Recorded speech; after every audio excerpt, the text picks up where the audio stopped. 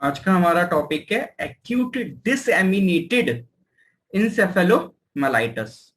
नाम काफी बड़ा है, उतना ही छोटा है टॉपिक। क्या है, बहुत छोटा टॉपिक है। एग्जाम में मोस्ट मतलब या तो 2 मार्क्स में ही बनता है, सीधे 2 मार्क्स का टॉपिक रहता है। क्या है, अगर मल्टीपल स्क्लेरोसिस याद है तो ये चैप्टर बहुत इजी है, नहीं याद तो फिर कुछ नहीं कह सकते, क्योंकि मल्टीपल स्क्लेरोसिस का छोटा भाई है। सब कुछ वही है जो सेम मल्टीपल स्क्लेरोसिस में हो रहा था, वही सेम इस पे हो रहा है। क्या हो रहा था मल्टीप्लस स्क्लेरोसिस में? हम जानते थे कि जो चीज है मल्टीप्लस स्क्लेरोसिस क्या थी, 3 पॉइंट बताओ मेन। 3 पॉइंट पहला था कि वो ऑटो इम्यून था। ऑटो इम्यून यानी ये भी ऑटो इम्यून है, तो ये भी ऑटो इम्यून होगा, ठीक है। दूसरा क्या होता है, दूसरा मेन सबसे इंपॉर्टेंट के उसमें जो नर्व इन्वॉल्वमेंट थी वो स्पाइनल कॉर्ड और ब्रेन की थी, क्योंकि यही अंतर आपको पता है गुलियन बोर और मल्टीपल स्क्लेरोसिस में था कि गुलियन बोर में इन्वॉल्वमेंट हो रही थी पीएन पेरिफेरल नर्व, और इसमें इन्वॉल्वमेंट होता है सीएनएस यानी आपकी स्पाइनल कॉर्ड और ब्रेन की नर्व। और तीसरा इंपॉर्टेंट इनकी नर्व का होता क्या है, डीमाइलेशन। डीमाइलेशन का मतलब क्या होता है, डीमाइलेशन का मतलब कि जो न्यूरॉन्स हैं, ये जो आपके न्यूरॉन्स हैं, इसकी जो माइलेन सीट है ये क्या हो रही है, डीमाइलेटेड हो रही है, यानी ये रप्चर्ड हो रही है, टूट रही है। वही अगेन इसके 3 काम क्या क्या है वही हम जानते हैं, प्रोटेक्शन, फ्रेमवर्क और इंफॉर्मेशन को with in inter neuron information communication को ट्रांसमिट करना। यानी अब वो इंफॉर्मेशन अगर नहीं जा पाएगी तो, और ये स्पाइनल कॉर्ड और ब्रेन के हैं, यानी आपके बॉडी के कितने मेजर फंक्शंस बिगड़ेंगे। बहुत सारे जितने भी स्पाइनल कॉर्ड सब कुछ यहीं से सप्लाई हो रहा है, तो बहुत ज्यादा आपके फंक्शंस बिगड़ेंगे। तो यही आपका सेम। अब अंतर क्या है दोनों में, मल्टीपल स्क्लेरोसिस और इसमें? वो बहुत क्रोनिक था, ये एक्यूट स्टेज का, यानी इसमें डीमाइलिनेशन होगा, बिल्कुल होगा, मगर बहुत छोटा सा, बिल्कुल स्मॉल फोकाई, बहुत छोटे छोटे साइज में आपको देखने को मिलेगा। बस उसका ये एक्यूट स्टेप है। हम जानते हैं ऑटोइम्यून डिसऑर्डर का मतलब क्या होता है, कि भैया हम जानते हैं कि हमारी बॉडी में क्या, आप हमेशा से जानते हो, हम भी आप भी सब, वो सब के अंदर ऐसी हम सब ऑटोइम्यून हो सकते हैं। मतलब ऑटोइम्यून का मतलब क्या, कि हमारे अंदर, ऑटोइम्यून का मतलब होता है कि हमारे अंदर वो पावर तो है कि हमारी इम्यूनिटी हमारे ही खिलाफ काम करने लग जाए। तो फिर सबकी क्यों नहीं करती, कि उसको ट्रिगर करना पड़ता है, और वो ट्रिगर कोई भी कर सकता है। मल्टीपल स्क्लेरोसिस में हम बात करके आए थे, मोस्ट कॉमन कोई भी इन्फेक्शन, वायरस, बैक्टीरिया, या वो ए टू जेड कोई भी हो। इवन मैंने आपको वैक्सीन भी बताई थी, मैंने कहा था कि वैक्सीन भी ट्रिगर कर सकती है। इसलिए हमने बात भी करी थी कोविड के बाद या कुछ भी किसी भी फेज में कोई डिसीज हो जाए पेशेंट को, क्यों, वो बस वैक्सीन ने ट्रिगर कर दिया, आपके अंदर ऑलरेडी प्रेजेंट थी कि वो अब ये डिपेंड करता है ह्यूमन टू ह्यूमन कि किस में क्या पॉइंट हो सकता है ट्रिगर करने वाला, ठीक है। कौन को क्या ट्रिगर कर रही है वो उस पर डिपेंड करेगा। क्या होता है हम जानते हैं, हमारी हमारी जो बॉडी की इम्यूनिटी यानी हमारे एंटीबॉडीज, हमारे जो एंटीबॉडीज है वो क्या, हमारे बॉडी के ही न्यूरॉन्स के, कौन से, स्पाइनल कॉर्ड और ब्रेन के न्यूरॉन की जो माइलिन सीट है, इसको क्या समझने लग जाते हैं, एंटीजन। वैसे तो नॉर्मल एंटीजन कौन होता है, बाहर का बैक्टीरिया, वायरस, उनको एंटीजन समझ के हमारी एंटीबॉडी मार देती है। मगर यहाँ उल्टा हो जाता है, क्या हो जाता है कि हमारी बॉडी हमारे अंदर की ही माइलिन सीट को, स्पाइनल कॉर्ड के, उनको क्या समझ, सेम मल्टीपल स्क्लेरोसिस की सेम मैकेनिज्म यही थी, सेम वही यही है। क्या होता है, इसको समझ के इसको मारने लग जाती है, किससे, साइटोटॉक्सिन रिलीज करके इसको डैमेज करने लग जाती है। मगर फिर अंतर क्या है, ये छोटे छोटे फोकाई में करती है।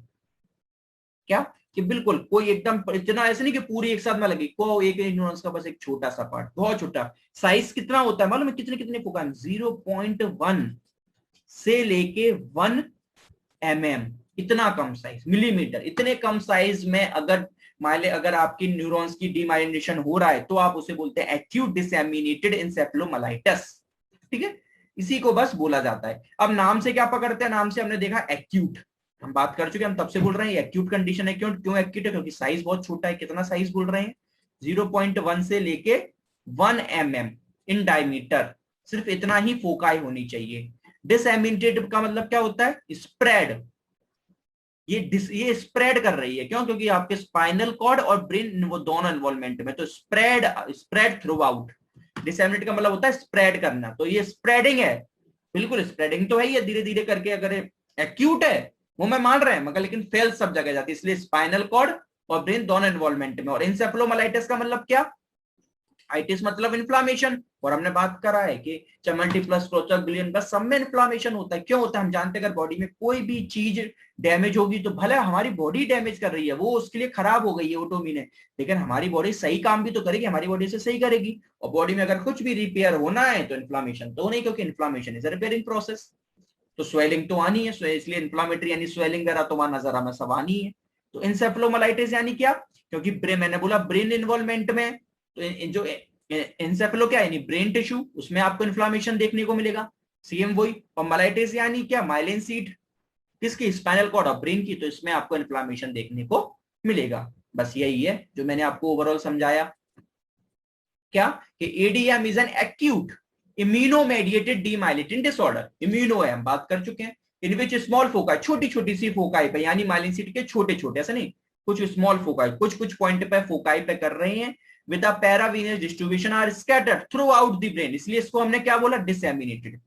डिस्ट्रीब्यूशन का मतलब ये है कि विद अ पैरावीनस डिस्ट्रीब्यूशन मतलब डिसएमिनेटेड होना, are scattered throughout the brain and spinal cord.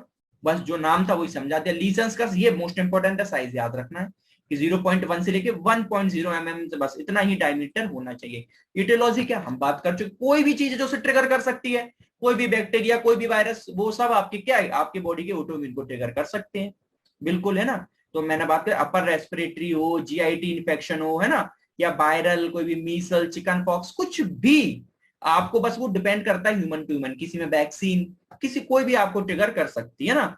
और जनरली इसमें जो देखा गया है वो मीजल्स बहुत कॉमन देखा गया है, किसमें, एडीईएम में। Measles are the commonest cause, उसके बाद कौन है, वेरिसेला जूस्टर वायरस, ठीक है, ये थोड़ा कॉमनेस्ट कॉज है। अगर आपको इसका अब देखो कितनी कॉमन है कि हो तो गया मीजल्स, अब बच्चों में उसकी वजह से कॉज हो गया एडीएम। अब बोलेंगे सोचो अपर रेस्पिरेटरी इन्फेक्शन, यानी बच्चों को हुआ कोल्ड, चिकन पॉक्स हुआ या कोल्ड हुआ, उसकी वजह से लो एडीएम हो गया। अब कोई क्या बोलेगा, अरे एडीएम हो इसकी वजह से कैसे हो गया, भैया वो आपके अंदर पहले ही ऑटो इम्यून था, ये तो बस आपको ट्रिगर कर गए।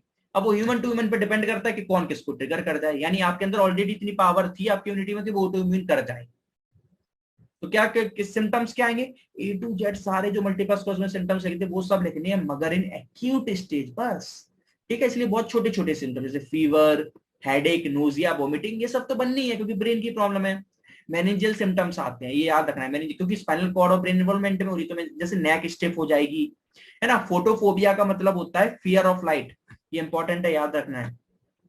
और फिर क्या, are then followed by drowsiness, है ना, चक्कर वगैरह आना, ड्राउजीनेस आना, एंड मल्टीफोकल। अब मल्टीफोकल मतलब क्या, कि जिस पॉइंट को फोकस बना के रखा था उसके जो वाली नर्व इन्वॉल्वमेंट में आया न्यूरॉन, उसके साइन सिम्टम्स आपको दिखेंगे, ठीक है। और क्या देख सकता है, मायोक्लोनिक मूवमेंट आर कॉमन। वो व्हाट इज मायोक्लोनिक मूवमेंट, क्या होता है, मायोक्लोनिक मूवमेंट होता है, मायोक्लोनिक यानी मायोक्लोनस, मायोक्लोनिक यानी मायोक्लोनस। क्या होता है मायोक्लोनस, मायोक्लोनस हम जानते हैं, it is a involuntary movement. YouTube पे लेक्चर डाला है पूरा इनवॉलेंट्री मूवमेंट का, उसमें मैंने क्लोनस पढ़ाया, उसके अंदर मायोक्लोनस भी पढ़ाया था। क्या बताया था कि it is a involuntary, it is a sudden involuntary muscle jerk, आपकी एकदम मसल कैसे जर्क करेगी, एकदम सडन, आप करना नहीं चाह रहे लेकिन फिर भी आपकी मसल क्या करेगी, जर्क करेगी। तो क्या मायोक्लोनस भी देखने को मिलता है, ऑप्टिक न्यूराइटिस भी देखने को मिलता है। ऑप्टिक न्यूराइटिस मतलब क्या, inflammation of the optic nerve, optic neuritis भी देखने को मिलेगा।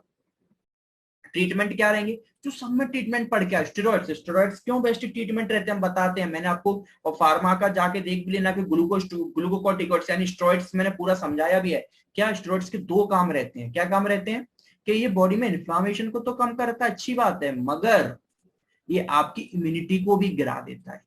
और मैंने आपको कहा था कि स्टेरॉइड्स जनरली हम बहुत ही कम देते हैं आपको, हमें स्टेरॉइड जब देने पड़ जाते हैं जब कोई और दवाई काम ना करे, जब बॉडी में, कोविड में भी बहुत ज्यादा इन्फ्लामेशन होता है, इसलिए कोविड में भी स्टेरॉइड्स देने पड़ जाते थे मजबूरी में। पहले तो हम पूरी कोशिश करते हैं कि हम स्टेरॉइड्स ना देके इन्फ्लामेशन किससे कम करें, एनसेड से, non steroidal anti inflammatory drug. मगर स्टेरॉइड्स हम जब देते हैं जब क्या होता है, जब बॉडी में बहुत ज्यादा ऐसी जरूरत पड़ जाए कि भैया नहीं कम हो रहा, लेकिन उसका एक बहुत बड़ा डिसएडवांटेज है कि इम्यूनिटी गिरती है, इसलिए कोविड वालों में सब फंगस फंगस देख रहे हो आप। तो अब लेकिन इनमें बहुत फायदा है, क्यों, इस पे तो सोने पे सुहागा हो रहा है, क्यों, क्योंकि इन्फ्लामेशन तो कम करना ही है, प्लस इसमें आपके लिए फायदा भी है क्योंकि आपकी ऑटो इम्यूनिटी, आपको एंटी इम्यूनिटी ड्रग तो देने ही है, आपको इम्यूनोसप्रेसेंट तो उसमें, जिसको ऑटो इम्यून हो गया तो उसको इम्यूनोसप्रेसेंट ड्रग तो देनी, क्योंकि आपकी इम्यूनिटी है वो एबनॉर्मल वर्क कर रही है फालतू का, जिससे आपको प्रॉब्लम क्रिएट हो रही है। तो आप क्या दोगे, एंटी यानी इम्यूनोसप्रेसेंट ड्रग। तो ये तो आपको सोने पे से अगर दोनों काम कर रहा है, इन्फ्लामेशन भी कम कर रहा है, इम्यूनिटी, हाँ ये बात सही है कि इम्यूनिटी गिरेगी तो और 10,000 बीमारियां लगेंगी, मगर एटा मूवमेंट पे आपकी वो प्रॉब्लम तो ठीक होगी जो खराब करे जा रही। तो स्टेरॉइड्स क्या है, हमेशा ऑटो इम्यून डिसऑर्डर के लिए तो हमेशा बेस्ट ट्रीटमेंट स्टेरॉइड्स रहता ही रहता है, हमेशा steroids best treatment for auto immune disorder, ठीक है। अगर अब अगर स्टेरॉइड्स काम नहीं करते तो क्या देते हैं, फिर देते हैं साइक्लोफॉस्फेमाइड। ये क्या है, ये anti immuno sorry anti immunity यानी इम्यूनोसप्रेसेंट ड्रग है। ये इम्यूनोसप्रेसेंट ड्रग है। ये मालूम क्या होता है साइक्लोफॉस्फेमाइड, जानते क्या होता है, कौन सी क्लास के, कौन सा ए अल्कलाइनिक एजेंट क्लास का होता है, ये एंटी कैंसर ड्रग होता है साइक्लोफॉस्फेमाइड। ये एंटी कैंसर ड्रग सोचो उसमें दिया जाता है, क्यों, ये कब देंगे, जब देंगे जब आपका स्टेरॉइड काम नहीं कर रहा, तो साइक्लोफॉस्फेमाइड देते हैं। It is a anti cancer drug. और मेन क्या काम है इसका, कैंसर में भी क्या करता है, आपकी इम्यूनिटी को कम करता है। क्यों इम्यूनिटी को कम करता है, क्योंकि जो एबनॉर्मल ग्रोथ का सेल्स हो रही है, एबनॉर्मल ग्रोथ हो रही है सेल्स की, उनको रोकने के लिए। तो ये सोचो ये ड्रग इसमें देना पड़ जाता है। मगर मालूम कब देते हैं, are used in refractory cases. ये 2 मार्क्स में पूछते हैं, व्हाट इज रिफ्रैक्टरी केसेस। जानते हो क्या होता है रिफ्रैक्टरी केसेस, मतलब होता है not responding to treatment, that is stub, कोई भी स्टब बोन डिसीज या कोई भी स्टब बोन, बॉडी में कोई भी ऐसी स्टब बोन चीज हो, स्टब बोन मतलब जिद्दी, जो आपके ट्रीटमेंट पे काम नहीं कर रही, तो नॉट रिस्पॉन्ड, तो स्टेरॉइड्स पर आप ट्रीटमेंट पे काम नहीं कर रहे हैं, जो हमको स्टेरॉइड दे रहे हैं मगर काम नहीं हो रहा, तो फिर हमें और एंटी कैंसर ड्रग देनी पड़ जाती है। सही बात है, इसके डिसएडवांटेज भी बहुत होंगे, मगर ये मजबूरी है क्योंकि स्टेरॉइड्स काम ही नहीं कर रहे। तो cyclophosphamide is anti cancer drug, कब देना पड़ता है, जब रिफ्रैक्टरी केसेस हो। रिफ्रैक्टरी केसेस मतलब क्या, नॉट रिस्पॉन्डिंग टू ट्रीटमेंट, उसे बोलते हैं, या जो भी स्टब बोन डिसीज इंफ्लामेशन कोई भी कंडीशन हो उसे रिफ्रैक्टरी केसेस बोले जाते हैं। ठीक है, ये याद रखना, 2 मार्क्स में आपसे जरूर पूछा जाता है। और बाकी इसमें कुछ नहीं है, बस हमें इतना ये 2 मार्क्स में ही आता है एडीएम। और अगर बड़े में भी आ जाए तो आप ए टू जेड पूरा मल्टीपल स्क्लेरोसिस लिख के आ जाओ, वही है, क्यों, क्योंकि ये मल्टीपल स्क्लेरोसिस का छोटा भाई है, बस एक्यूट है। ठीक है ना, और इसमें बाकी ये सब कुछ है। ठीक है, that's all about for acute disseminated encephalomyelitis. Thank you.